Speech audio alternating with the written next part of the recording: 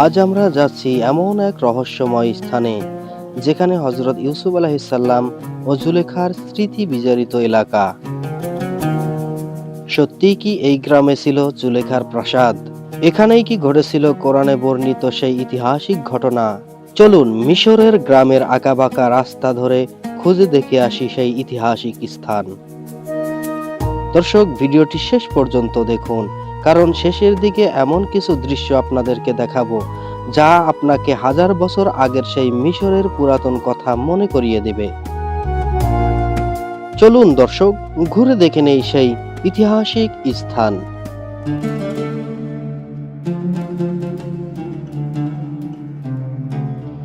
আসসালামু আলাইকুম। আজকের যাত্রা শুরু করেছি মিশরের এক শান্ত গ্রামের পথে।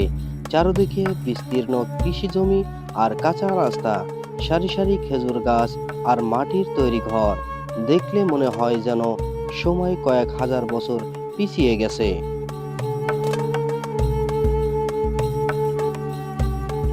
দর্শক দেখুন মিশরের গ্রামের অপরূপ দৃশ্য।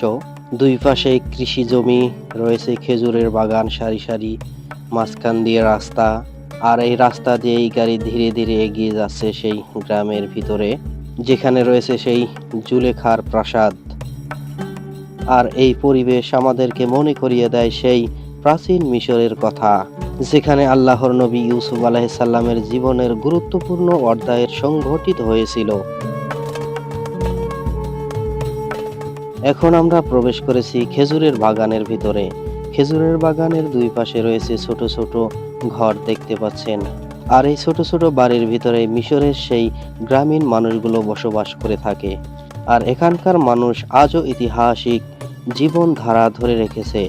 আর এমন পরিবেশে চলতে চলতে মনে হয় হয়তো এই পথের মতো কোনো পথ দিয়েই আল্লাহর নবী ইউসুফ আলাইহিস সালাম চলেছিলেন।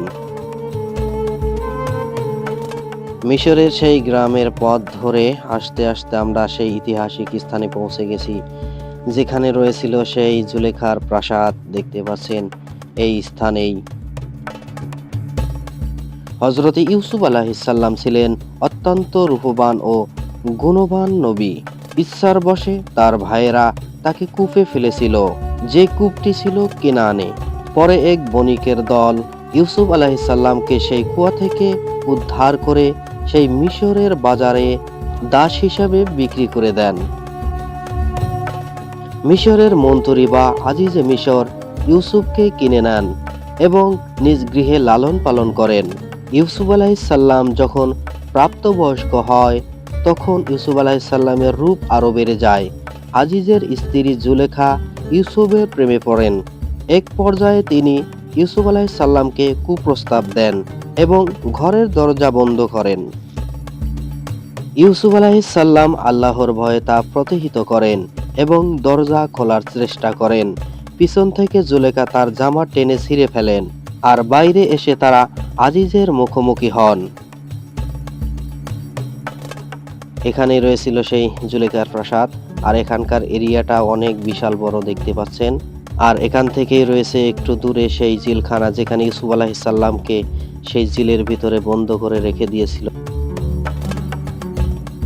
দর্শক, এখানে দেখুন সেই হাজার হাজার বছর আগের সেই পুরনো স্মৃতি এখনো রয়ে গেছে।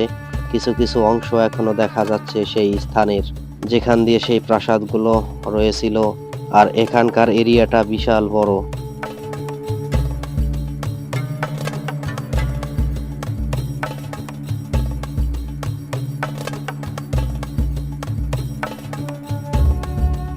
দর্শক, এই যে খেজুরের বাগানের ফাঁক দিয়ে সামনে একটি পিরামিড দেখতে পাচ্ছেন।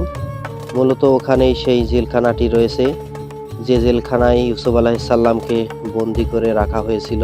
আর আশপাশে অনেক খেজুরের বাগান এবং অনেক গ্রামের বাড়ি রয়েছে দেখতে পাচ্ছেন। ভাবা যায় এখানেই সেই ইউসুফ আলাইহিস সালাম ছিলেন, আর এখানেই সেই জুলেখার প্রাসাদ ছিল। এক সময় এখান দিয়ে তাদের রাজত্ব ছিল এই মিশরের স্থানে। আজ তাদের রাজত্ব নেই, তারাও নেই।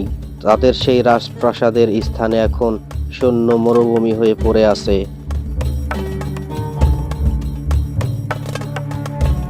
দর্শক, এই ছিল আজকের ইউসুফ জুলেখার গ্রামের ছোট্ট একটি ভিডিও। ভিডিওটি আপনাদের কাছে কেমন লাগলো অবশ্যই কমেন্টে জানিয়ে দিবেন। সেই সাথে আমাদের চ্যানেলটিকে সাবস্ক্রাইব করে আমাদের এই চ্যানেলের সাথেই থাকুন। আজকের মতো এখানেই বিদায় নিচ্ছি, দেখা হবে নেক্সট অন্য কোনো নতুন ভিডিওতে। আল্লাহ হাফেজ।